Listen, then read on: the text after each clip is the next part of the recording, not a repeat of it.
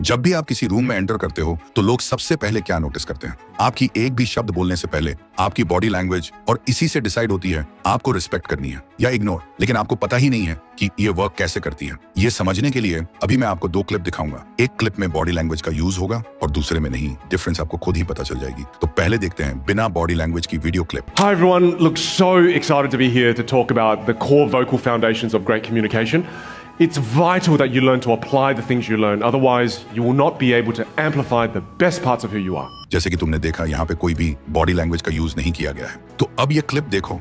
Hi, great to see you all.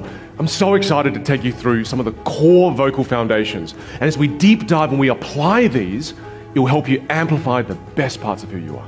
Difference आपके सामने है। दोनों ही क्लिप में स्पीच एंड पर्सन दोनों सेम ही था, लेकिन एक में बॉडी लैंग्वेज का यूज किया गया था और दूसरे में नहीं, जिसकी वजह से पहले क्लिप में पर्सन को शाई, नर्वस एंड अनकॉन्फिडेंट दिखा रहा था, लेकिन दूसरी क्लिप में उसी स्पीच को जब बॉडी लैंग्वेज के साथ डिलीवर किया गया तो उसको powerful, energetic and confident present किया। इसलिए इस वीडियो में हम high confident and high status लोगों की एग्जैक्ट हर एक पावरफुल बॉडी लैंग्वेज डिकोड करने वाले हैं, जिसे यूज करके आप भी इजीली खुद की एक powerful and confident body language build कर पाओगे, ताकि आगे कोई भी आपको इग्नोर करने की हिम्मत ना करे। कमेंट में लिखो आई एम पावरफुल, क्योंकि आज से जिंदगी बदलने वाली है। Step number 1, be a leader. यह समझने के लिए मैं तुम्हारे ऊपर एक टेस्ट करता हूं। उसके लिए इस क्लिप को ध्यान से देखो।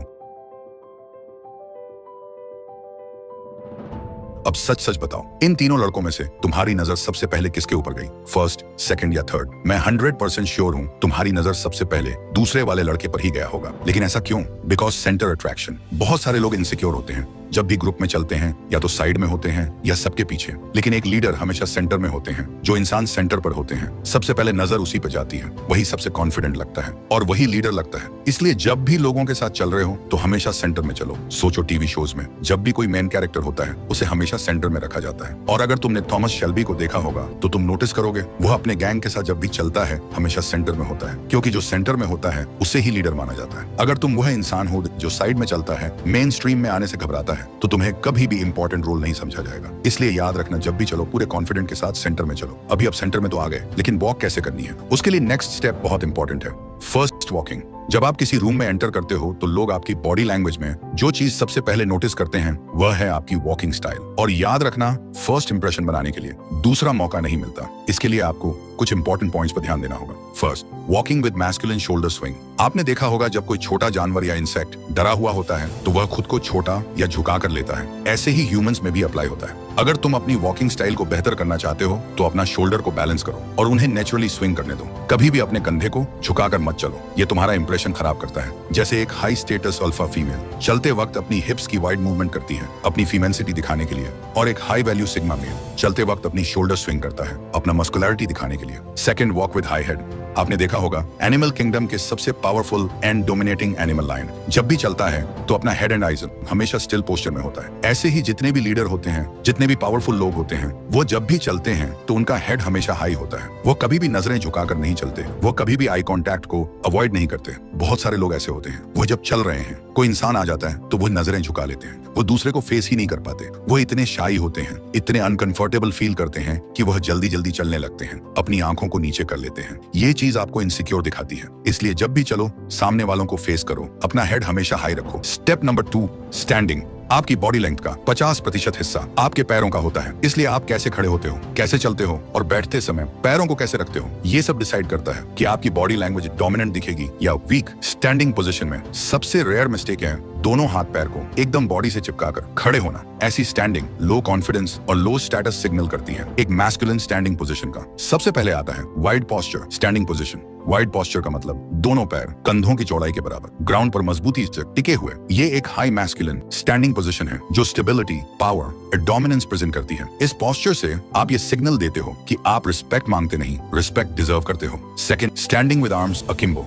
एनिमल किंगडम में जो जानवर सबसे बड़ा और स्ट्रॉन्ग होता है वही सबसे ज्यादा रिस्पेक्टेड होता है। जैसे आप लायन को ही देख सकते हो, क्योंकि वह जंगल का किंग है, क्योंकि उसका स्टैंडिंग पोजीशन ही बाकियों से अलग करता है। ऐसे ही हर जानवर अलग अलग बॉडी जेस्चर्स का यूज करता है खुद को बड़ा और डोमिनेंट दिखाने के लिए। इंसान भी सेम करता है और उन सब जेस्चर्स में सबसे पावरफुल बॉडी जेस्चर है आर्म्स अकिम्बो। इसीलिए तुम देखोगे हर लीडर, हर पावरफुल इंसान इस पोस्चर का यूज करता है। इसे करने के लिए सीधे खड़े हो जाओ, कंधे पीछे रखो, कॉन्फिडेंस के साथ हाथों को कमर पर रखो, एल्बोज को बाहर पुश करो, ना पीछे रखो ना आगे, 4 अंगुलियां सामने, अंगूठा पीछे पॉइंट करे। ये एक हाईली एग्रेसिव पोस्चर है जो सीधे सीधे डोमिनेंस और अथॉरिटी रिप्रेजेंट करता है। Third, forward foot position. ये पोस्चर है वाइड, मैस्कुलिन और अट्रैक्टिव बॉडी लैंग्वेज का परफेक्ट कॉम्बिनेशन। इसीलिए तुमने नोटिस किया होगा रेड कार्पेट या स्टेज पर सेलिब्रिटीज अक्सर इसी पोस्चर का यूज करते हैं ताकि वो पावरफुल भी लगे और अट्रैक्टिव भी। लेकिन सवाल ये है इस पोजीशन के साथ हाथों को कैसे रखें। इसके लिए भी 2 अलग अलग पोस्चर हैं। फर्स्ट, एक हाथ पॉकेट पर, दूसरा नेचुरली नीचे। सेकंड,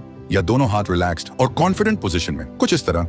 इससे आपका look classy plus confident combo बन जाएगा। स्टडीज के अकॉर्डिंग ये पोस्च्योर मैन के लिए सबसे आकर्षक माना जाता है। Step number 3, sitting. बहुत लोग सोचते हैं बॉडी लैंग्वेज सिर्फ वॉक और स्टैंडिंग तक होती है, लेकिन बैठते वक्त आपकी बॉडी लैंग्वेज सबसे ज्यादा जज होती है। मीटिंग हो, इंटरव्यू हो या कोई लड़की सामने बैठी हो, सिटिंग पोस्चर आपका स्टेटस रिवील करता है। First, tech space while sitting. बैठते वक्त अपने हाथों से थोड़ा स्पेस लो। जो लोग अपने हाथ चिपकाकर बैठते हैं वो इनसिक्योर और लो कॉन्फिडेंस लगते हैं, इसलिए किसी चीज पर हाथों का लाइट सपोर्ट लेकर बैठो। ये सिग्नल देता है कि तुम कंफर्टेबल हो अपनी प्रेजेंस के साथ। Second, the leg over cross position.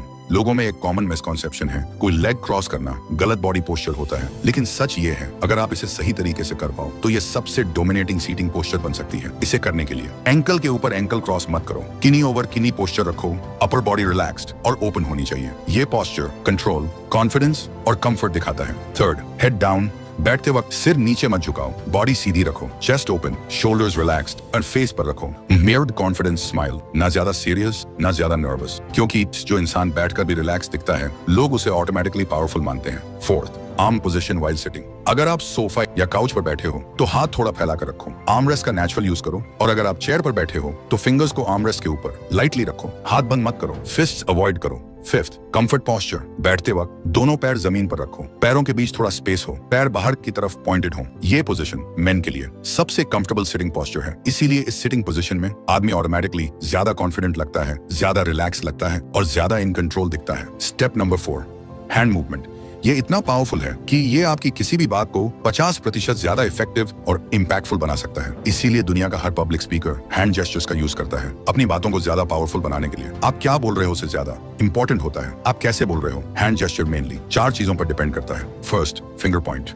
Finger point तब यूज होता है जब आप किसी पर्सन की तरफ अटेंशन ले जाना चाहते हो या अपनी बात पर फोकस लाना चाहते हो। लेकिन ध्यान रखो, फिंगर पॉइंट हर जगह यूज मत करो, क्योंकि ये एक सुपर एग्रेसिव बॉडी पोस्चर है जो आपको लोगों के सामने एरोगेंट दिखा सकता है। इसके बदले तुम हैंड पॉइंट यूज कर सकते हो। इसीलिए स्मार्ट स्पीकर्स फिंगर के बजाय ओपन हैंड पॉइंट का यूज करते हैं। ये सेम अटेंशन देता है लेकिन बिना अग्रेसिव लगे। Second, sweeps. Sweeps gesture generally broad या बिग सेंटेंसेस के लिए यूज होता है। जब आप किसी चीज को लार्ज, वाइड या ओवरऑल एक्सप्लेन कर रहे हो तब आप अपने हाथ को लेफ्ट से राइट स्वीप करते हो। एग्जाम्पल, ये प्रॉब्लम सिर्फ एक इंसान की नहीं, ये पूरे सोसाइटी का इश्यू है। स्वीप्स जेस्चर सेंटेंस को बिगर और पावरफुल बना देता है। Third, frame.